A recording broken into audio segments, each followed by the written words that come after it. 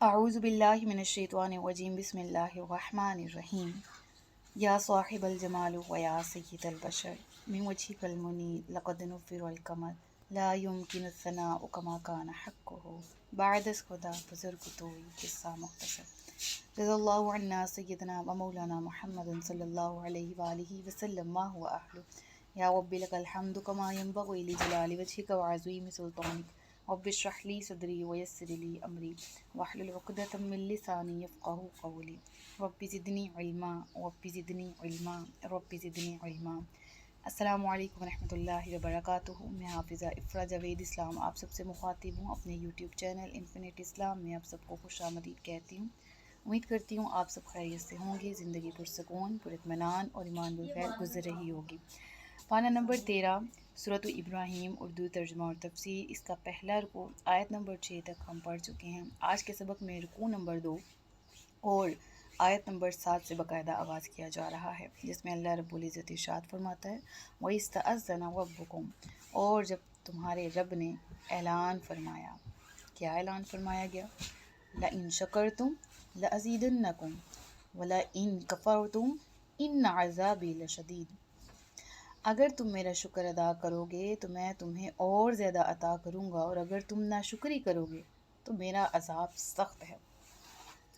यानी इस आयत में ख़बरदार किया गया, आगाह किया गया किस बारे में? शुक्र की हकीकत के बारे में। और शुक्र की हकीकत क्या है? कि तू अपने मुनाम के इनाम का एतराफ़ करे और फिर उस इनाम को अपने मुनाम की नाफरमानी में सर्फ ना करे।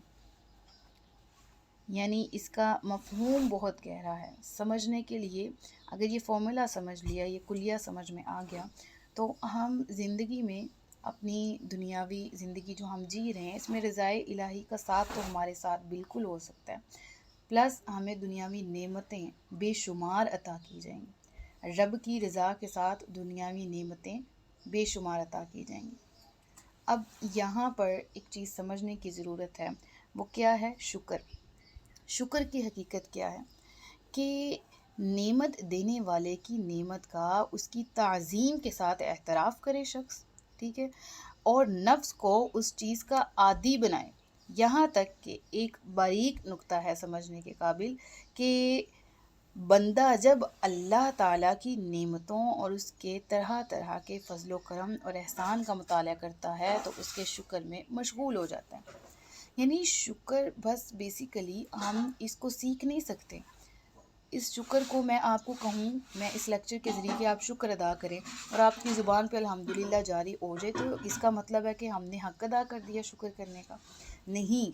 समझिए, अल्हम्दुलिल्लाह ज़ुबान से अदा करना बहुत अच्छी बात है, लेकिन नेमतों का एतराफ़ करते हुए, अल्लाह के फ़ज़्ल व करम का, उसके एहसान का मुताला करते हुए, तब इंसान जो असली हकीकी तौर पर उसकी नेमतों के शुक्र में मशगूल होता है ना, उस शुक्र का ज़िक्र अल्लाह इस आयत में कर रहा है कि ज़बानी कलामी नहीं, लोगों को दिखाने के लिए नहीं। मैं एग्जांपल देती हूँ कि किसी से पूछा जाए क्या हाल है, तो सबसे पहले उसकी ज़ुबान पर यही होता है अल्हम्दुलिल्लाह, और शुक्र अल्हम्दुलिल्लाह के ज़ुबान पर ये कलिमात तो होते हैं ना, ठीक है। लेकिन इसके बाद ज़रा सा 5 मिनट उस शख्स के पास गुफ्तगू करने बैठो तो वो हज़ार शिकवे आपको ज़िंदगी के गिनवा देगा। मैं ये करना चाहता था, हुआ नहीं, ये मिला नहीं, वो किया नहीं, ठीक है। तो ये सब चीज़ें क्या हैं? अल्हम्दुलिल्लाह की तफसीर नहीं है। ये अल्हम्दुलिल्लाह के मायने पे आपको पूरा उतरता हुआ हम तो नहीं देख सकते, ना हम ऐसे हैं, ना कोई आप सब से हम आपस में रिलेट कर सकते हैं।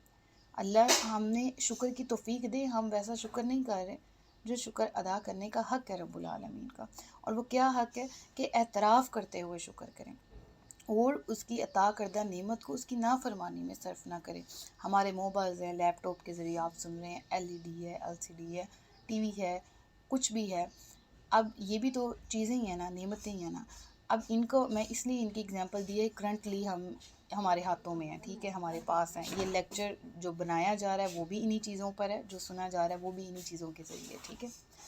अब इनका एक मिनट के लिए सोचें, क्या हमने इनके होने पर अल्लाह का शुक्र अदा किया कि हमें ये नेमतें, एक दफ़ा भी हमने शुक्र अदा किया? और दूसरा ये सोचें कि क्या हम इनको अल्लाह की नाफरमानी में सर्फ कर रहे हैं या नहीं? मोस्ट ऑफ अस, अल्लाह तबारक व तआला हम सबको बचाए, हम नाफरमानी में यूज़ कर रहे हैं।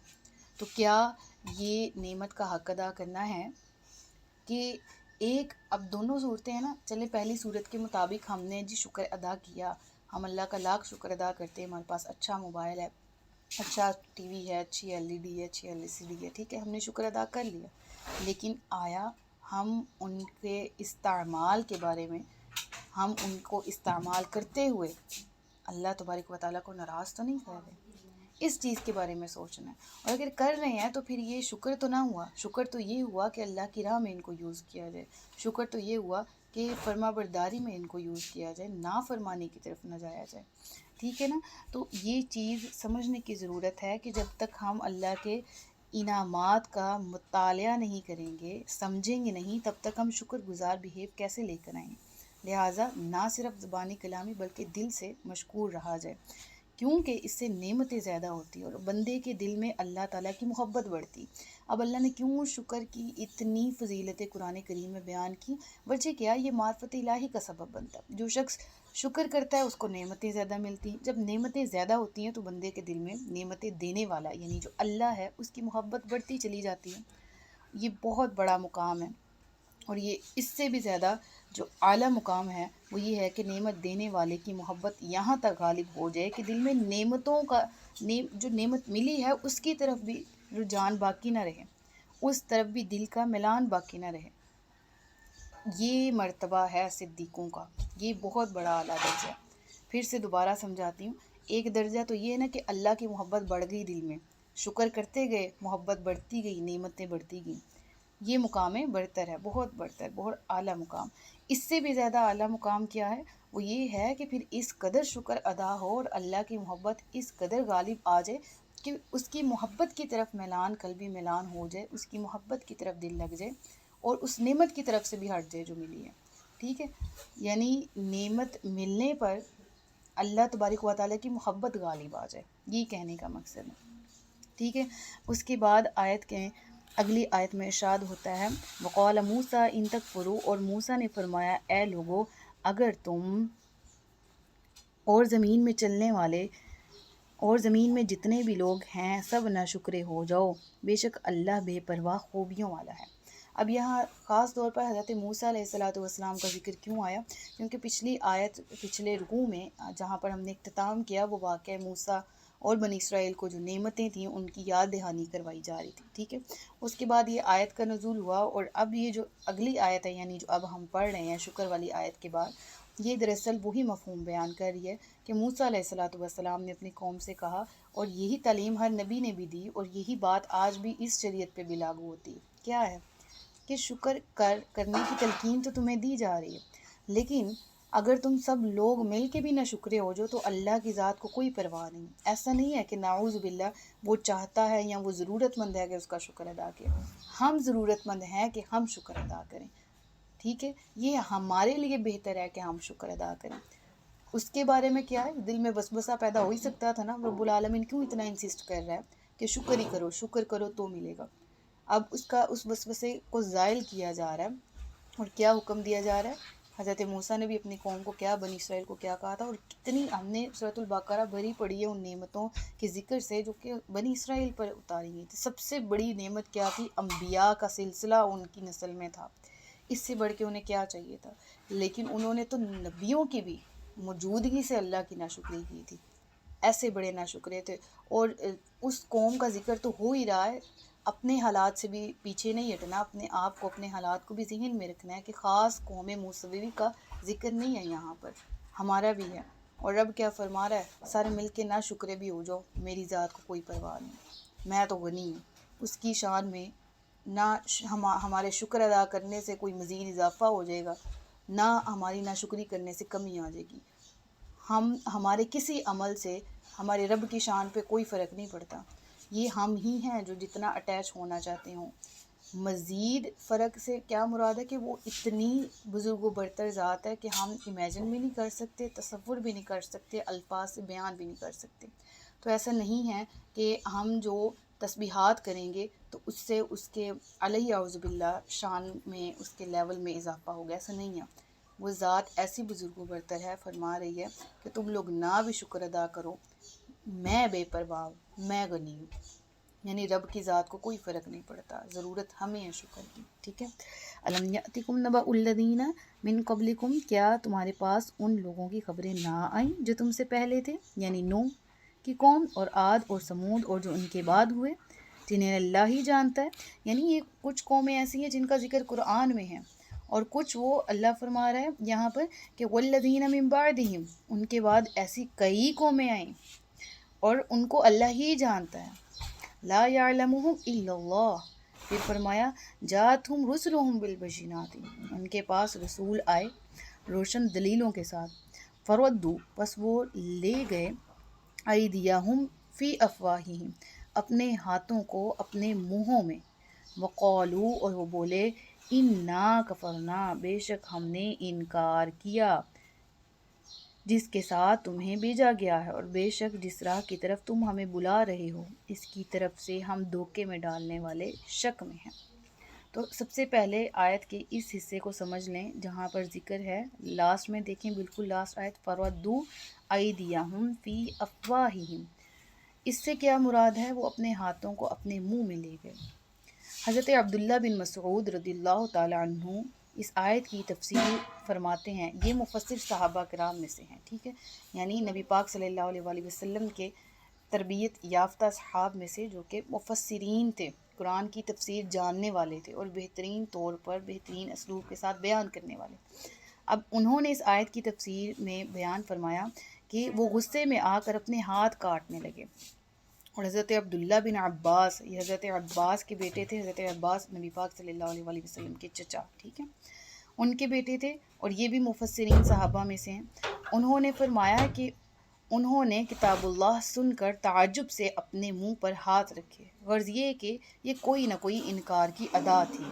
یعنی اس کو دور حاضر سے ریلیٹ کرتے ہوئے بھی میں آپ کو بتاؤں کہ ہم اکثر لوگ جو غصے میں آتے ہیں یا منہ میں ایسے انگلیاں نہیں چباتے، ایسے ہوتا ہے نا، اپنے منہ میں غصے میں آ کے ہاتھ رکھ لینا، تو یہ اس طرف انڈیکیشن دی جا رہی ہے کہ اس دور میں بھی یہ انکار کا کوئی انڈیکیٹ اس طرح سے کرتے تھے کہ ان کی یہ ادا تھی انکار کرنے کی، اور وہ کیا کہتے تھے کہ کون سا دین لے آیا، ہم تو بالکل بھی ان کی پیروی نہیں کریں گے، ہم تو اپنے باپ دادا کی پیروی چھوڑنے والے نہیں ہیں، ٹھیک ہے، اور جس کی طرف تم ہمیں بلا رہے ہو ہم اس کی طرف سے دھوکے میں ڈالنے والے شک میں ہیں۔ یعنی ہم شور نہیں ہیں۔ شور کس طرح سے ہوتے؟ جب پاس لگتے آ کے بیٹھتے سنتے تو ہی دل پہ اثر کرنا تھا۔ اب وہ جان بوجھ کے بہانے بناتے تھے، اور نہ ماننے کے، کہتے ہیں نہ ماننے کے 100 بہانے، تو ان میں سے ایک یہ بھی تھا کہ ہمیں اس پہ یقین ہی نہیں ہے جو تم بیان کر رہے ہو، اور ہم بالکل بھی اس پر ایمان نہیں لائیں گے ہم۔ اور واضح طور پہ دیکھیں اس آیت میں مینشن ہے، دوبارہ سے دیکھیے گا آیت کا لاسٹ دیکھیں، وقالوا انا کفرنا، اس قدر ہٹ درمی کے ساتھ انہوں نے کہا کہ ہم کفر کرنے والے، ہم انکار کرنے والے ہیں اس سے جس کی طرف تم، جس کو ساتھ لے کر نازل، جو تم پر نازل ہوتا ہے اور جو حکم تمہیں دیا جاتا ہے ہم اس کے انکاری ہیں، جس کے ساتھ تمہیں بھیجا گیا، ٹھیک ہے۔ اس کے بعد اگلی آیت ہے آیت نمبر 10، قالت رسولہم، ان کے رسولوں نے فرمایا کیا اللہ کے بارے میں شک ہے جو آسمان اور زمین کا بنانے والا ہے؟ وہ تمہیں بلاتا ہے تاکہ تمہارے گناہوں کو بخش دے اور ایک مقررہ مدت تک تمہیں مہلت دے۔ انہوں نے کہا تم تو ہمارے جیسے آدمی ہو، تم چاہتے ہو کہ ہمیں ان سے روک دو جن کی ہمارے باپ دادا عبادت کر رہے ہیں، تو تم کوئی واضح دلیل لے کر آؤ۔ اب پچھلی آیت میں ہم نے پڑھا نا کہ وہ دھوکے میں ڈالنے والے کہتے ہیں ہم شک میں ہیں، ان کا شک مستحکم یقین میں کیوں نہیں بدل رہا تھا؟ سب سے بڑی اور اہم بات وہ یہ ہے کہ انبیاء کا جو تعظیم نہیں نہ کرتا، ادب نہیں کرتا، تو وہ کسی بھی صورت پار نہیں لگ سکتا۔ انبیاء کی تعظیم کیا؟ وہ کیا کہتے تھے؟ تم تو ہمارے جیسے آدمی ہو، رسولوں سے یہی کہا گیا تم تو ہمارے جیسے ہو۔ تو علیہ اعوذ باللہ جو انبیاء کے مرتبے کو کمپیئر کر رہا ہو عام انسانی مرتبے کے ساتھ، جس طرح عام انسان ہے، وہ کہتے تھے جس طرح ہم میں ویسے ہی تم ہو، ٹھیک ہے۔ تو جو اس قدر آگے گر جائے، جو انبیاء کے مرتبے کو، ان کی تعظیم کو نہ جانتا ہو، تو پھر وہ ان پر اترنے والے کلام کی کیسے تعظیم کر سکتا ہے، اور نازل کرنے والے رب کی کیسے عبادت کر سکتا ہے، کیسے اس کو جان سکتا ہے، ٹھیک ہے، کیسے اس کی تعظیم کر سکتا ہے۔ تو وہ کیا کہتے تھے کہ تم فقط ایک انسان ہی ہو، ہمارے جیسے آدمی ہو۔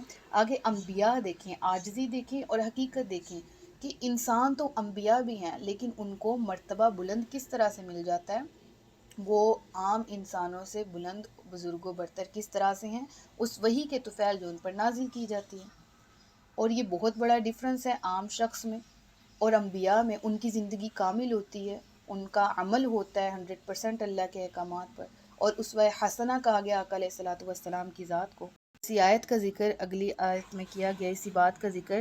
اور دیکھیے گا آیت نمبر 11 کو، ان کے رسولوں نے ان سے فرمایا ہم تمہارے جیسے ہی انسان ہیں، لیکن اللہ اپنے بندوں میں سے جس پر چاہتا ہے احسان فرماتا ہے۔ یعنی رسولوں کا کیا رپلائی ہے کہ ہاں انسان تو ہم بھی ہیں، لیکن اللہ احسان فرماتا ہے جس پر چاہتا ہے، اور جس کو چاہتا ہے نبوت سے اعلیٰ مقام پر فائز کر دیتا ہے، نبوت عطا کرتا ہے۔ لہٰذا نبوت کا مل جانا کس قدر بلند مرتبہ ہے جو کہ انبیاء کے ہی لائق ہے، اور انبیاء کرام علیہم الصلاۃ والسلام نبوت ملنے کے بعد اس کا حق بھی ادا کرنے والوں میں سے ہیں۔ اور وہ قرآن کریم جس طرح نبی پاک صلی اللہ علیہ وآلہ وسلم تورات، زبور، انجیل اور دیگر آسمانی صحائف جو نازل ہوئے، ان تمام کے بارے میں کیا کہ ان پر عمل کرنے والے انبیاء تھے، اور ان کی زندگیاں اس قدر کامل تھیں کہ لوگوں کو کہا گیا کہ فالور بنے اپنے انبیاء کے، وہ عملی نمونہ ہیں۔ قرآن کریم کے احکامات کا عملی نمونہ نبی پاک صلی اللہ علیہ وآلہ وسلم کی ذات گرامی ہے۔ انبیاء خود تو کچھ نہیں کرتے، وہی کچھ کرتے ہیں جس کا اللہ انہیں حکم دیتا ہے، وہی لوگوں میں بیان کرتے ہیں جو اللہ ان پر نازل کرتا ہے، وہی کام کرتے ہیں، وہی زبان سے الفاظ نکالتے ہیں جو اللہ انہیں حکم دیتا ہے۔ اسی کا ارشاد اس آیت کے اگلے حصے میں کہ ہمیں کوئی حق نہیں کہ ہم اللہ کے حکم کے بغیر کوئی دلیل تمہارے پاس لے آئیں، اور مسلمانوں کو اللہ ہی پر بھروسہ کرنا چاہیے۔ اور آخری آیت دیکھیے گا، اور ہمیں کیا ہے کہ ہم اللہ پر بھروسہ نہ کریں، حالانکہ اس نے تو ہماری راہیں اسی نے تو ہمیں ہماری راہیں دکھائی، اور تم جو ہمیں ستا رہے ہو ہم ضرور اس پر صبر کریں گے، اور بھروسہ کرنے والوں کو اللہ ہی پر بھروسہ کرنا چاہیے۔ صدق اللہ العلی العظیم و صدق رسولہ النبی الکریم۔ سچ فرمایا اللہ نے جو عصمت والا ہے۔ اپنا بہت سا خیال رکھیے گا، مجھے دعاؤں میں یاد رکھیے گا۔ تاجدار ختم نبوت زندہ باد، پاکستان ہمیشہ زندہ باد۔ السلام علیکم ورحمۃ اللہ وبرکاتہ۔